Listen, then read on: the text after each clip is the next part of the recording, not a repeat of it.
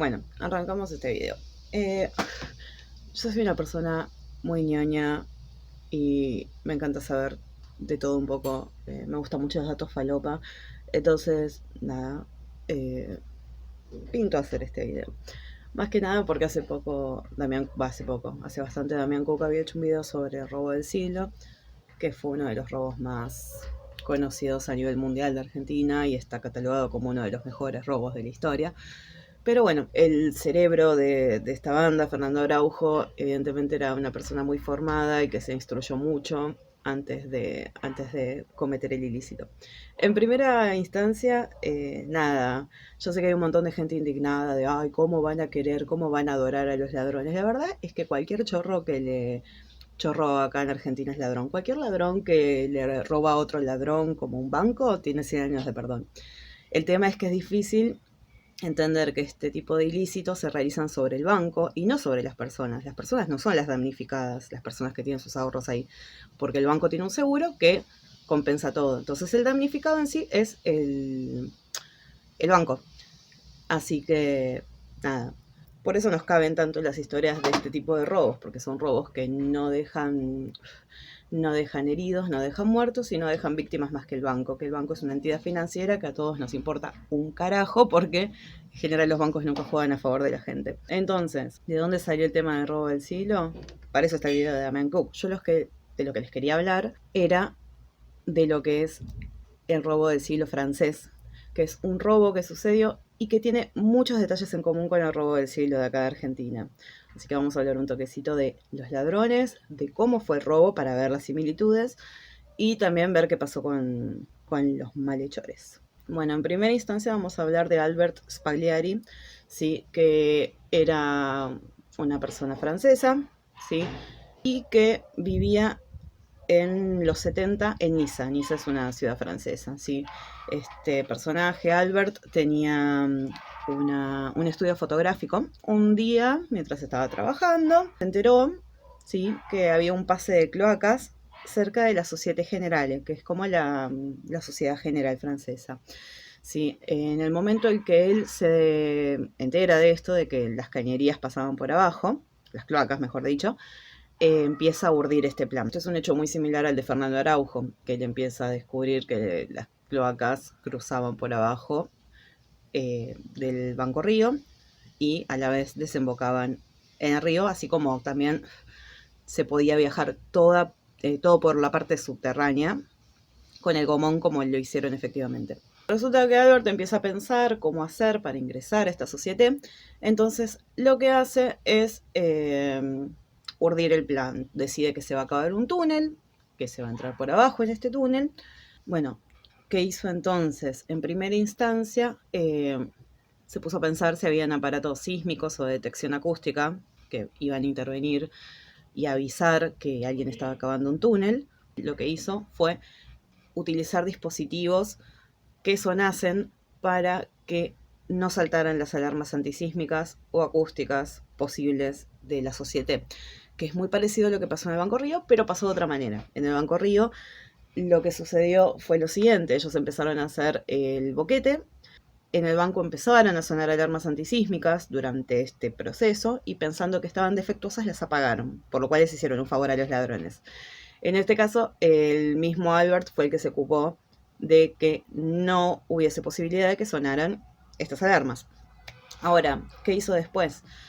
Después de tener el plan y de más o menos ver cómo pasar los supuestos problemas que podía tener la ejecución del plan, se puso en contacto con todos los criminales que él conocía. Obviamente estaba un poco metido en esta cuestión. El estudio fotográfico que él tenía era una especie de, ¿cómo se dice?, de tapadera, o sea, siempre estuvo metido con este tipo de personas. Entonces se juntó con un par de criminales para ver qué onda con este tema, con este robo. Lo mismo que pasó con Araujo. Araujo contacta al Doc, el Doc le presenta a Vitete, al uruguayo.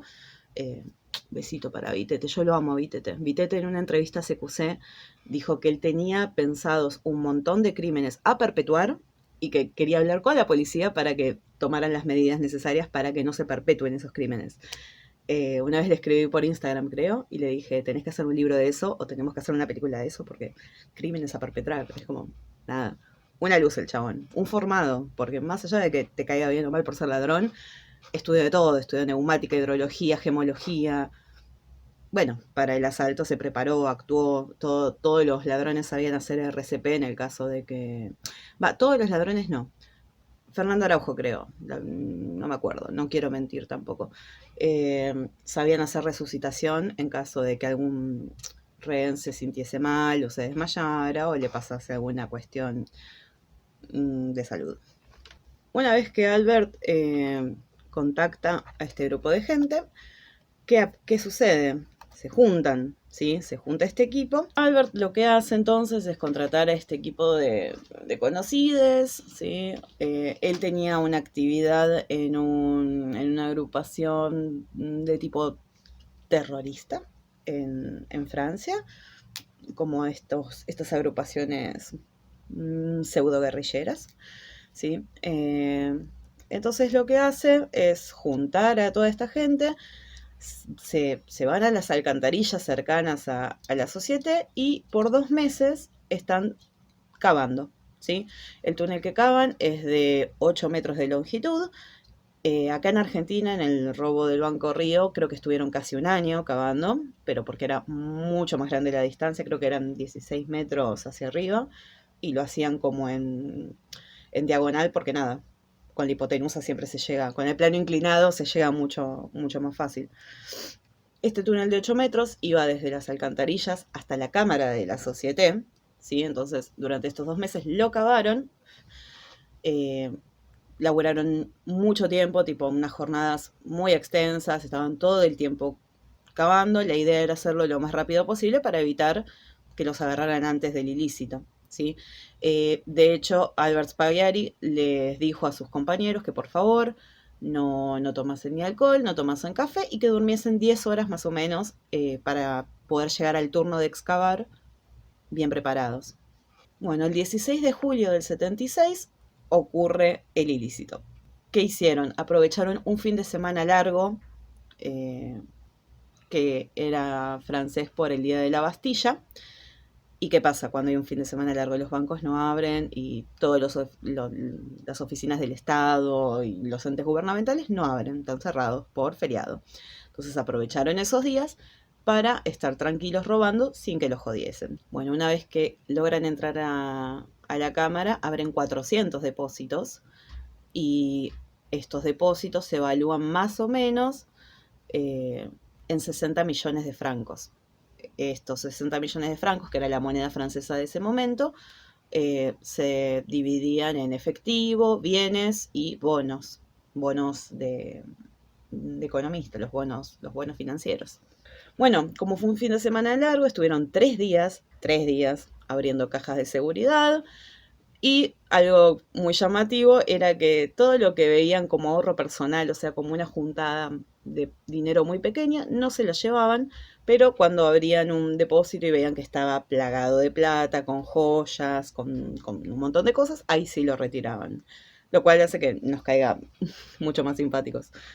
Otra cosa que pasó fue que en estas cámaras se encontraron fotos comprometedoras, por decirlo de una manera, de políticos y de personas reconocidas en Francia. Esas fotos las pegaron en la cámara directamente, las dejaron todas pegadas en la pared para cuando llegara la policía, como para finalizar de mejor manera el robo todavía.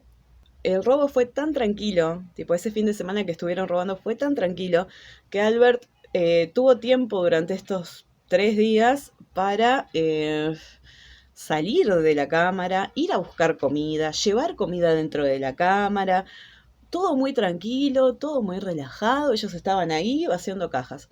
En el robo del siglo, de acá, del Banco Río, no pasa de esta manera. ¿Por qué? Porque ellos roban el banco mientras está abierto.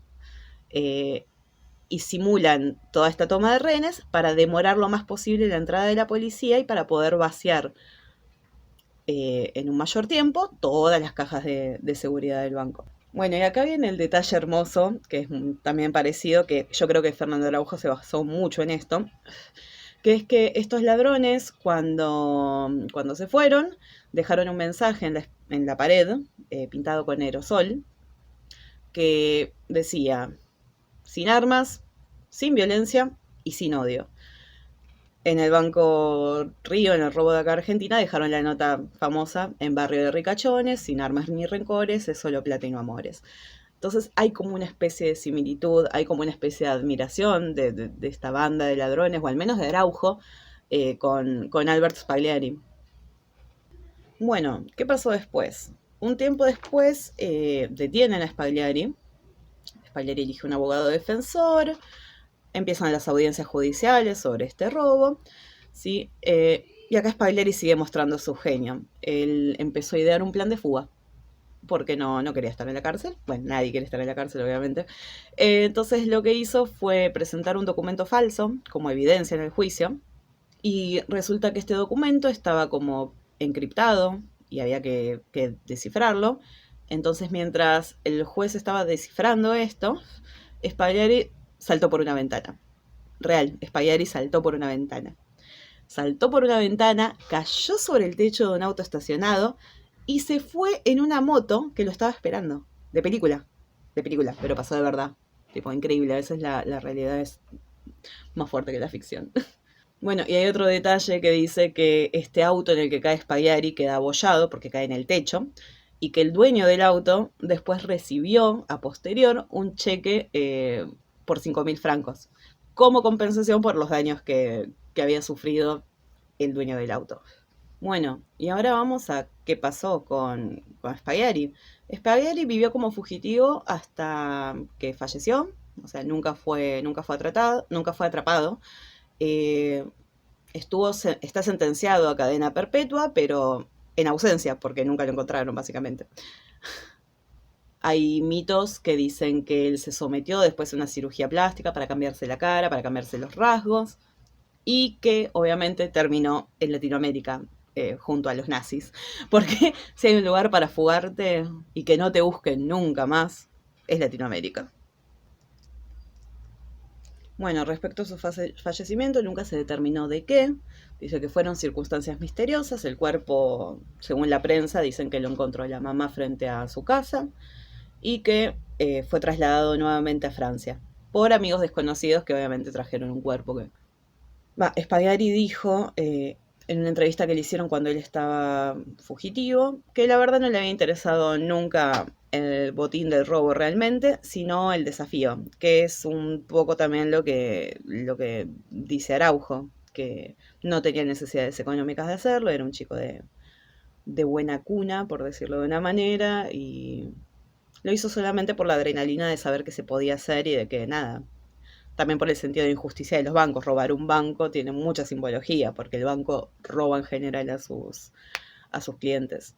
Bueno, después también otro ladrón del Banco Societe Generale en Niza, que estuvo en esta banda, fue Jacques Cassandri. Jacques Cassandri fue otro de los ladrones de este robo francés, pero lo terrible en el caso de él es que él se mantuvo sin detener durante toda su vida casi. Pero bueno, cuando tenía más o menos 74 años, pensó que el crimen había proscripto, que ya había pasado la cantidad que te había pasado, y resulta que no había pasado. Este señor, Jacques Cassandri, no es santo de mi devoción porque estuvo muy metido en el entorno mafioso de allá de Francia, de Marsella, y también estuvo enjuiciado por casos de proxenetismo.